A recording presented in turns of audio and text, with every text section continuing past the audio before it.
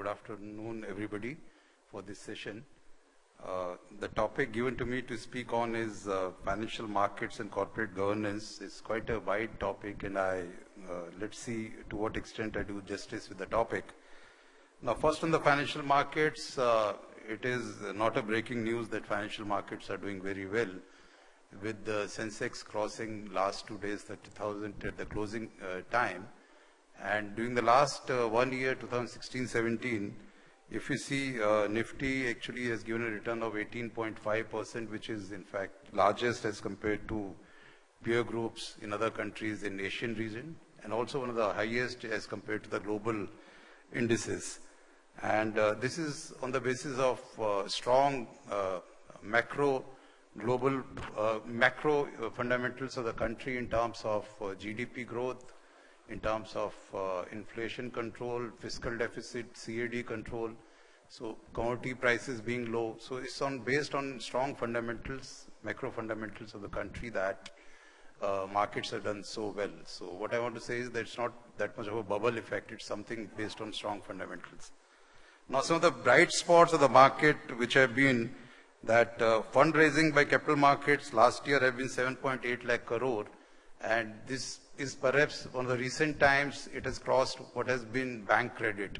So I'm not trying to compare and say that whether bank credit is better or capital markets is better, but certainly this shows that capital markets are coming of age, and especially the bond market. In bond market, through private placement, the raising was 6.4 lakh crore and 0.3 lakh crore actually in public issues. So that the corporate debt, which ought to be raised by corporate bond route and not through banks, seems to be picking up, which actually has been government's idea for the past many years to deepen corporate bonds. So this definitely is a very bright story in capital markets and shows that people have faith in markets. So some of the efforts which have really borne fruits in this is electronic platform for private placement, IPO reforms, and reforms in for the FPIs. They can directly invest in bonds and also NCDs in unlisted space and securitized debt instruments. So these are the ones which have been taken, which are on the anvil to further deepen the corporate bond market, and which have already been done, but implementation is on. One is the bankruptcy code, which was passed by the parliament last year, and which actually has started its implementation from 1st December 2016.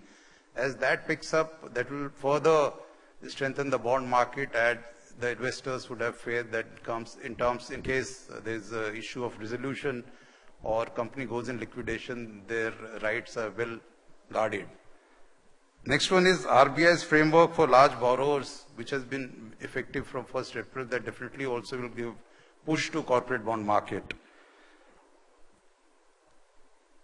Recently, in 2 days back in SEBI's board meeting, we also limited ISINs to 12 per year. So that also is for consolidation and increasing the liquidity in bond market. That is another step. And what is being done in consultation with RBI and government, which also will be done in coming days. One is development of repo market in corporate bond, which is in advanced stage. RBI has actually circulated a draft paper on that. Other one is credit enhancement fund, which is being attempted by the Ministry of Finance to be set up. And by SEBI, we are working at common valuation criteria for investment by mutual fund, insurance companies, and pension funds in bonds. So I'm sure with these steps being taken, corporate bond deepening, which has been, as Mr. Puri also said, Achilles heel, we are trying to actually move in the right direction. So I'm sure that this will further improve corporate bond market and investments in those bonds. Now, mutual funds, I mean, no one knows better than Mr. Puri, has been a very great success story, with AUMs crossing 18 lakh crore. And during 16-17, record net flows of around almost 3.4 lakh crore. So there are opportunities to channelize household savings in capital market investment, especially post demonetization, and some of the decisions taken in SEBI board on 26th, instant access facility and investment through payment banks and e-wallets, I'm sure will further deepen. And some more reforms we are working at for mutual funds, because this is really a good story, and it needs to really go beyond the top 15 cities for channelizing household savings. So these are some of the bright spots of the capital market. Now, global scenario, I think the issues which may affect or may not affect, Fed interest rate has been quite gradual and well known, and markets have already taken those into account. So we don't think so they are an issue as of now. Election trends in France also show that not likely to go the Brexit way, so that also gives some sort of a comfort. Oil prices appear to be in control, but no one can really say about the oil prices. I mean, no one can predict our oil prices, so that is one item which one has to look for. But one factor which actually is worrying is this increasing protectionism and attempt to deglobalize, which definitely will affect the global economy growth and may have some contagion effects. So that one has to look for. As regards to the Fed interest rate, I may say that in fact the last 3 months rupee has appreciated by 4.5%. So in fact there is no, rupee is rather appreciating, and FPI flows have been on record in terms of volumes in March onwards. So that doesn't appear to be immediate cause of worry. On domestic side, the constant push for reforms by this government, the last 3 years, they are bearing the fruit. Big ticket economic reforms, GST rollout, as per schedule, last year's bankruptcy code, I already said, direct benefit transfer through Aadhaar enabled through legislation, and amendments in the Companies Act and SARFAESI Act as improvement of ease of doing business and for improving the recovery of bank dues. More than this, what is required is procedural simplification. That actually is an ongoing process, and many a times perhaps nuts and bolts and procedural simplifications are more important than the policy issues, and they are being done, and they're being done in SEBI too.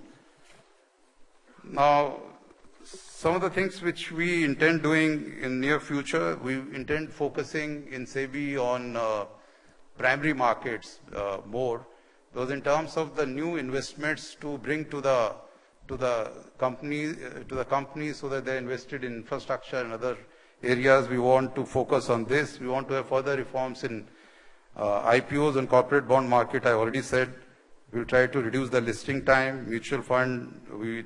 One other issue is this InvITs, REITs and municipal bonds, for which we have been trying for the last 2-3 years that they really succeed.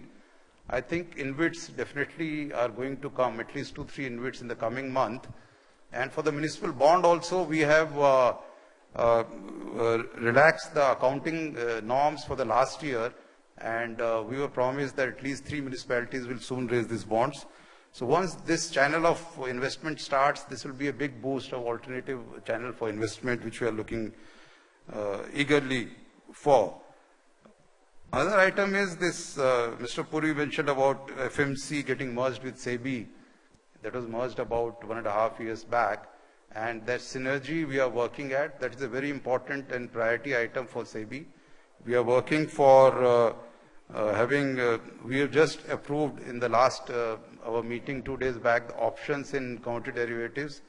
We also approved the framework, common framework for the brokers for equities and commodity side. That is basically to improve synergies and have economies of scale and ease of doing business. Most important item in this, though, I think, is the Honorable Finance Minister's announcement of expert committee to look for synergy between spot market and derivatives market. SEBI has actually proposed that SEBI could provide for the secretariat for that committee, and we are eagerly waiting for the government to notify that committee.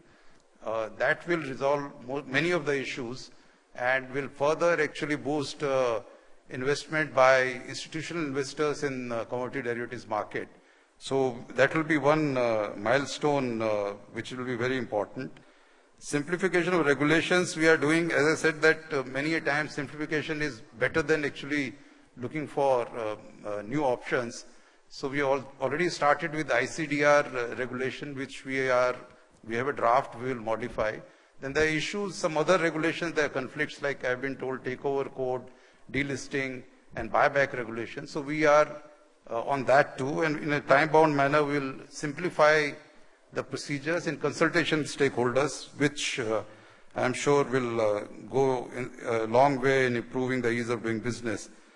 One thing is surveillance and enforcement. That also we are trying to improve. We are trying to have effective surveillance and effective enforcement and have deterrent enforcement instead of starting too many cases. Have cases which will have the demonstrative effect and deal with them in a timely manner. So we are putting in line those mechanisms. Investor awareness is a very important issue. Last survey of SEBI shows that people feel that investing in derivatives is safer than investing in bonds. And in rural areas, there's hardly any investment in equities coming. So this only shows that lack of awareness and a lot of effort needs to be done in this direction. So we, National Center for Financial Education in NISM, we want to strengthen. All regulators have agreed to support and to contribute. Now coming to the next subtopic of corporate governance, which I think is very interesting, intriguing, and where much needs to be done. This appears to be a topic which never goes out of fashion, and it's still topical, relevant, everyone keeps discussing. And recently, of course, a lot of issues which have been raised. And in this, there's always debate, discussion that whether it should be principle-based or rule-based, and what is the definition of corporate governance, OECD definition, some other definition. It should be limited to only relationship between board and shareholders, or it should be broader, including all other stakeholders. Then ethical issues, whether it should be ethics or it should be law. So this discussion has been going on, and it's an issue, it's a global issue too, I must admit, to our understanding. It's not only an issue in India, although in India there's some specific reasons that it's different. I'll come to that soon. But overall, if you see, and the existing provisions, if you see, there's Companies Act and then listing regulations of SEBI, related regulations of SEBI are for related party transactions, takeover code, insider trading, etc. They're also relevant. And existing measures in place is requirements of board composition, independent directors, audit committee, business responsibility reporting, performance evaluation, dividend distribution policy, etc. So there are a lot of prescriptions which have been provided in the Companies Act rules and also regulations of SEBI. But if you ask rationally and you think yourself, is the system really working satisfactorily, then I think a majority of people will say no. That is what is the answer. Now, in Indian context, as I said, that Indian context may be different from global context. In India, ownership pattern of Indian equities is still about 50% by the promoters. What has been encouraging is institutional investment is increasing. And as per my information, last it had crossed 30%, 31%. So that is encouraging that institutional investors are investing in equities in various companies. But the worrying part is the code of conduct for these institutional investors, especially the ones which are regulated by SEBI, IRDA, and PFRDA, that is mutual fund, insurance companies, and pension funds, as to what are their responsibilities once they are significant shareholder in a company. How do they vote? What is their voting policy? How do they really monitor the investment? Our experience has been that many companies, promoters, prefer having such institutions which have passive interest and show no active interest, in fact, how the board is working or company is working. That is actually a sad part. And of course, SEBI a few years back had come out with the voting requirements for mutual fund, how they should vote and they should record. Recently, because of our nudging, IRDA also has come out for the insurance companies, but still there is a need for having a common stewardship code, and I would request CII, this forum also, to actually help us in developing that. And naturally, since investor rights or interest is a SEBI subject, SEBI would coordinate this. So this is very important. Just by increasing the investor share, institutional investment share in the companies with no code of conduct really doesn't serve much purpose. Now, other issue is that promoters and institutional investors, if they cross more than 80% in general, So retail investors, individual shareholders, minority shareholders, they really are in minority, and issue is who will take care of their interests. That's a larger issue. Now there is this concept of independent directors where there are too many lacunae. In fact, if I start discussing, I think we'll spend whole afternoon as to, I have no solutions. I must admit I have no solutions that what should be done, but it will be anyone's case that the existing system has a lot of lacunae. I mean, some of them are appointed at the mercy of promoters, no prescribed qualification, procedure, favoritism, closed clubs, only those people being in all boards, no commitment to any cause. Many times they conveniently resign. There have been cases where independent directors just resign. I mean, that is very odd. If you are joining a board and you are conscientious board director, then you should say what is happening. You should give reason as to why you are resigning. People say health reason, some other reason, and those are fake reasons actually. So there are people appointing their friends just to fulfill the requirements of Companies Act or SEBI's listing regulations is not at all working. And then one issue which has been recently raised was that if reappointment of an independent director is by special resolution, why he or she should be removed by a simple resolution. So all these issues, of course, I said that I'm not saying that there should be some procedure or qualification, but one needs to really think through these, and these are really very important. Other issue is of auditors.